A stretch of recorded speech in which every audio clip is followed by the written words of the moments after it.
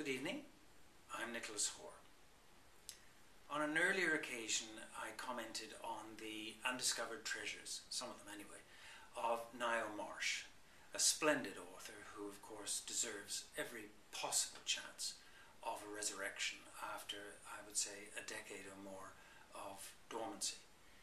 I mentioned at the time that she was the match of Agatha Christie, at least in my opinion, and I hold by that in the sense that she was cut from the same cloth, but she wrote with just as intelligent a pen.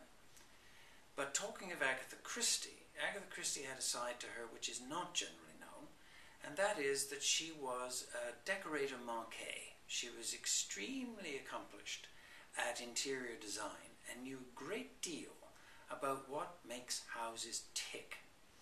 She had a warm affection for Devon, and one of her great passions was collecting houses as other people collect art. She had a total of 8 of them at one point, but there was one to which she always returned, year after year after year, and where she spent most of her summers during her lengthy lifetime. She died, of course, in 1976, which is many moons ago, but she had a rich and rewarding life, a rather upsy-downsy one, like most of us, but at the same time, Greenway, which was the celebrated house I'm about to talk about, was the real anchor that kept her life together.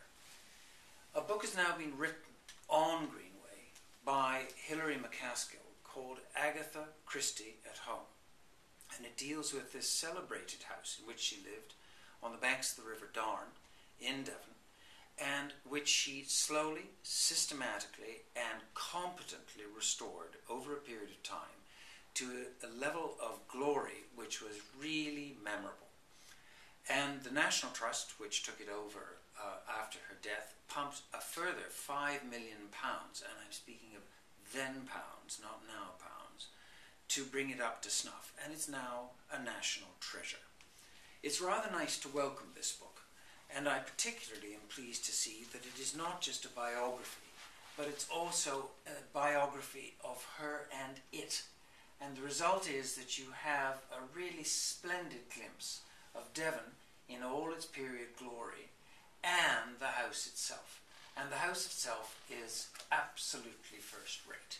There's part of her library, and I commend this book thoroughly as an example of how to see how people live from the inside without all the blood and gore and sex and grime. This is as clean as a whistle, extremely good fun, and there's the old dear painting her own mantelpiece on the back cover. So anybody who wishes to have a little bit more depth and less density to Agatha Christie should really go out and have a look at this. It's a dear little book, not so small, called Agatha Christie at Home by Hilary Macaskill. I recommend it warmly. Good night.